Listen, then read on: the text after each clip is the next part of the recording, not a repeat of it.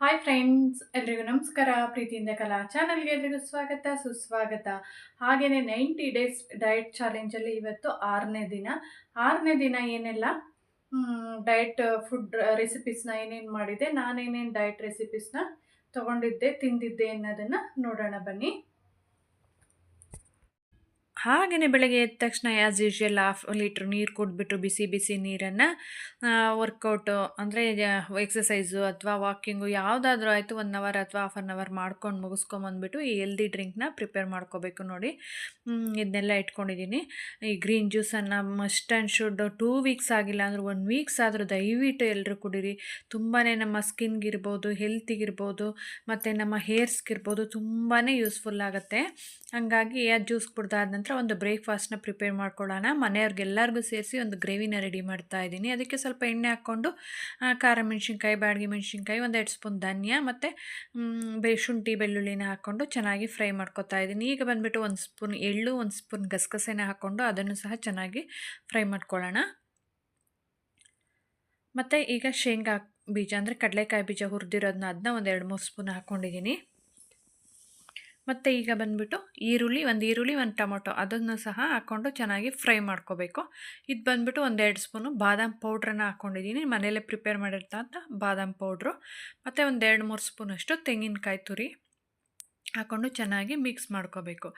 ಈ ತೆಂಗಿನಕಾಯಿ ತುರಿ ಇರ್ಬೋದು, ಈ ಎಳ್ಳಿರ್ಬೋದು, ಈ ಕಡಲೆಕಾಯಿ ಬೀಜ ಇರ್ಬೋದು ಎಲ್ಲನೂ ಸಹ ಆಯಿಲ್ ಕಂಟೆಂಟ್ ಇರೋದ್ರಿಂದ ಈ ಚಳಿಗಾಲಕ್ಕೆ ಮತ್ತು ಟೇಸ್ಟಿಗೆ, ಈ ವೆಯ್ಟ್ ಲಾಸ್ಗೆ ಎಲ್ಲನೂ ಸಹ ತುಂಬಾ ಹೆಲ್ಪ್ ಆಗುತ್ತೆ. ಈಗ ಬಂದುಬಿಟ್ಟು 1 ಸ್ಪೂನ್ ಗರಂ ಮಸಾಲ, ಒಂದು ಸ್ವಲ್ಪ ಅರಿಶಿನ ಪುಡಿನ ಹಾಕಿ ಮಿಕ್ಸ್ ಮಾಡ್ಕೊಂಡು ರುಬ್ಬಿಟ್ಕೊಂಡ್ಬಿಡ್ಬೇಕು.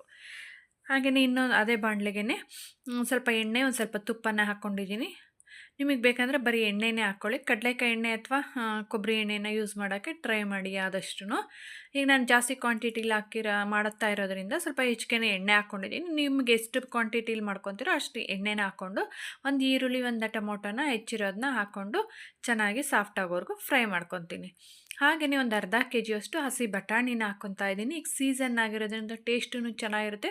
ತುಂಬಾ ಹೈ ಪ್ರೋಟೀನ್ ಇರೋದ್ರಿಂದ ಬಟಾಣಿಲಿ ನಮ್ಮ ವೆಯ್ಟ್ ಲಾಸ್ಗೂ ಸಹ ತುಂಬಾ ಹೆಲ್ಪ್ ಮಾಡುತ್ತೆ. 1-2 ನಿಮಿಷ ಫ್ರೈ ಮಾಡ್ಕೊಂಡ ನಂತರ ಆವಾಗಲೇ ಎಲ್ಲ ಹುರಿದಿಟ್ಕೊಂಡಿದ್ವಲ್ವ ಮಸಾಲೆನ ರುಬ್ಬಿಬಿಟ್ಟು ಇದರೊಟ್ಟಿಗೆ ಎಲ್ಲ ಮಿಕ್ಸಿ ಜಾರ್ ತೊಳೆದು ನೀರನ್ನು ಸಹ ವೇಸ್ಟ್ ಮಾಡಬಾರ್ದು. ಇದಕ್ಕೆ ಸೇರಿಸ್ಕೊಂಡು ನಮ್ಮ ಕನ್ಸಿಸ್ಟೆನ್ಸಿ ಎಷ್ಟು ಬೇಕೋ ಅಷ್ಟು ಬೇಯೋದಕ್ಕೆ ನೋಡಿಕೊಂಡು ನೀರು ಹಾಕ್ಕೋಬೇಕು. ಸ್ವಲ್ಪ ತೆಳುವಾಗೆ ಮಾಡ್ಕೊಳ್ಳಿ. ಯಾಕೆ ಅಂತ ಹೇಳಿದ್ರೆ ಕಡಲೆಕಾಯಿ ಬೀಜ, ಬಾದಾಮ್ ಪೌಡ್ರ್ ಎಲ್ಲ ಹಾಕಿರೋದ್ರಿಂದ ಸ್ವಲ್ಪ ತಿಕ್ನೆಸ್ ಗಟ್ಟಿ ಬರುತ್ತೆ. ಆದ್ದರಿಂದ ಸ್ವಲ್ಪ ತೆಳುವಾಗೆ ಇಟ್ಕೊಳ್ಳಿ. ತಣ್ಣಗಾದಂಗೆ ಗಟ್ಟಿ ಆಗುತ್ತೆ. ಈಗ ಅದಕ್ಕೆ ರುಚಿಗೆ ತಕ್ಕಷ್ಟು ಸ್ವಲ್ಪ ಉಪ್ಪನ್ನು ಸಹ ಹಾಕ್ಕೊಂಡು ಚೆನ್ನಾಗಿ ಬೇಯೋದಕ್ಕೆ ಬಿಟ್ಬಿಡೋಣ.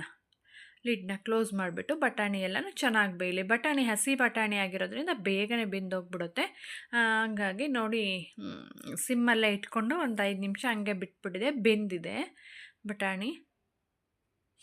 ಒಂದು 2 ನಿಮಿಷ ಇರಲಿ ಅಂತ ಬಿಟ್ಬಿಟ್ಟು ಮತ್ತೆ ನೋಡಿ ಈ ಸೈಡೆಲ್ಲನೂ ಹಂಗೆ ಎಂಡಲ್ಲಿ ಹಿಂಗೆ ತೊಳೆದ್ಬಿಟ್ಟು ಒಂದು ಕುದಿ ಪರಿಸ್ಬಿಟ್ಟು ಮುಚ್ಕೊಂಡ್ಬಿಡ್ಬೋದು. ಈಗ ನನಗೆ ಎತ್ತಿಟ್ಕೊತಾ ಇದ್ದೀನಿ ನೋಡಿರಿ ಬಟಾಣಿದ ಗ್ರೇವಿ. ಬಟಾಣಿನ ಎತ್ತಿಟ್ಕೊತಾ ಇದ್ದೀನಿ. ಯಾಕೆ ಅಂತೇಳಿದ್ರೆ ಇದಕ್ಕೆ ನೆಕ್ಸ್ಟು ಮನೆಯವ್ರಿಗೆಲ್ಲರಿಗೂ ಆಗೋದಕ್ಕೆ ನನಗೆ ಎತ್ತಿಟ್ಕೊಂಬಿಟ್ಟು ನನಗೆ 2 ಟೈಮ್ಗೆ ಎಷ್ಟು ಬೇಕೋ ಅಷ್ಟು ಎತ್ತಿಟ್ಕೊಂಬಿಟ್ಟಿದ್ದೀನಿ ಬಟಾಣಿನ ಗ್ರೇವಿನ. ಮತ್ತು ಅದೇ ಮನೆಯವ್ರಿಗೆಲ್ಲರಿಗೂ ಒಂದು ಅಷ್ಟು ಪನ್ನೀರನ್ನು ಮನೆಯಲ್ಲೇ ಮಾಡಿರ್ತಕ್ಕಂಥ ಪನ್ನೀರ್ ಕ್ಯೂಬ್ಸನ್ನು ಸೇರಿಸಿ ಬೆಲ್ಲ ಹಾಕಿದ್ದೀನಿ. ಸ್ವೀಟೂ ಅಷ್ಟೇ ನಾನು ಯೂಸ್ ಮಾಡ್ತಾ ಇಲ್ಲ ಇವಾಗ ಸದ್ಯಕ್ಕೆ. ಹಾಗಾಗಿ ನನ್ನ ಮಗನಿಗೆ ಸ್ವಲ್ಪ ಗ್ರೇವಿ ಸ್ವೀಟಾಗೇ ಇರಬೇಕು. ಅಂದರೆ ರೆಸ್ಟೋರೆಂಟಲ್ಲಿ ಸ್ವಲ್ಪ ಸ್ವೀಟಾಗಿರುತ್ತಲ್ಲ, ಹಾಗಾಗಿ ಅವ್ನಿಗೆ ಆ ಥರನೇ ಇರಬೇಕು. ನಾನು ಸ್ವಲ್ಪ ಬೆಲ್ಲನ ಹಾಕ್ಕೊಂಡಿದ್ದೀನಿ. ನಾನು ಬಂದುಬಿಟ್ಟು ನೋಡಿ ಪನ್ನೀರನ್ನ ಯೂಸ್ ಮಾಡ್ತಾ ಇಲ್ಲ. ಅದೇ ಸ್ವಲ್ಪ ಡೈರಿ ಪ್ರಾಡಕ್ಟ್ಸ್ ಏನು ಯೂಸ್ ಮಾಡೋದು ಬೇಡ, ಸ್ವೀಟು ಡೈರಿ ಪ್ರಾಡಕ್ಟ್ಸು ಅದೆಲ್ಲನೂ ಅಂತ ಹೇಳ್ಬಿಟ್ಟು ಈ ವೆಯ್ಟ್ ಲಾಸ್ ಟೈಮಲ್ಲಿ ಸ್ವಲ್ಪ ವೆಯ್ಟ್ ಲಾಸ್ ಆಗೋವರೆಗೂ ಅವಾಯ್ಡ್ ಮಾಡೋದ್ರೇ ತುಂಬಾ ಒಳ್ಳೆಯದು. ಡೈರಿ ಪ್ರಾಡಕ್ಟ್ಸ್ ಇರ್ಬೋದು, ಸ್ವೀಟ್ಸ್ ಇರ್ಬೋದು, ಫ್ರೂಟ್ಸ್ ಇರ್ಬೋದು, ಅದೆಲ್ಲನೂ ವೈಟ್ ರೈಸು ಆ ಥರದ್ದೆಲ್ಲ ಸ್ವಲ್ಪ ಅವಾಯ್ಡ್ ಮಾಡಿದ್ರೆ ತುಂಬಾ ಒಳ್ಳೆಯದು. ಬೆಳಗ್ಗೆಗೆ ನಾನು 1 ಜೋಳದ ರೊಟ್ಟಿ ಗ್ರೇವಿ ಜೊತೆಗೆ ತೊಗೊಂಡಿದ್ದೆ. ಈಗ ಮಧ್ಯಾಹ್ನ ಕಿಟ್ಟಿ ಪಾರ್ಟಿ ಇತ್ತು, ಮನೆಯಲ್ಲೇ ಇತ್ತು, ಫ್ರೆಂಡ್ ಮನೇಲಿ. ಆದ್ದರಿಂದ ನಾನೇ ಜೋಳದ ರೊಟ್ಟಿ ಮನೆಯಲ್ಲಿಂದನೇ ಮಾಡ್ಕೊಂಡು ತೊಗೊಂಡೋಗಿದ್ದೆ. 2 ಜೋಳದ ರೊಟ್ಟಿ, ಸ್ವಲ್ಪ ಕೋಸಂಬರಿ ಮತ್ತು ಹಿಚ್ಕಿದ ಬೇಳೆ ಸಾರು ಮಾಡಿದ್ರು ಅವರು. ಅದನ್ನು ಹಾಕ್ಸ್ಕೊಂಡಿದ್ದೆ ಅಷ್ಟೇ, ಬೇರೆ ಇನ್ನೇನು ತೊಗೊಂಡಿರಲಿಲ್ಲ.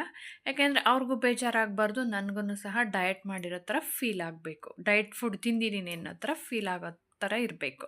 ಹಾಗಾಗಿ ಮಧ್ಯಾಹ್ನ ಲಂಚ್ ಆಗೋಯ್ತು ಅದು. ರಾತ್ರಿ ಡಿನ್ನರ್ಗೆ ಅದೇ ಗ್ರೇವಿ ಇತ್ತು, ಬೆಳಗ್ಗೆದೇನೆ ಇದು ಬಟಾಣಿದು ಗ್ರೇವಿ, ಅದಕ್ಕೇ ರಾಗಿ ದೋಸೆ ಮಾಡ್ಕೊಂಡಿದ್ದೆ 2.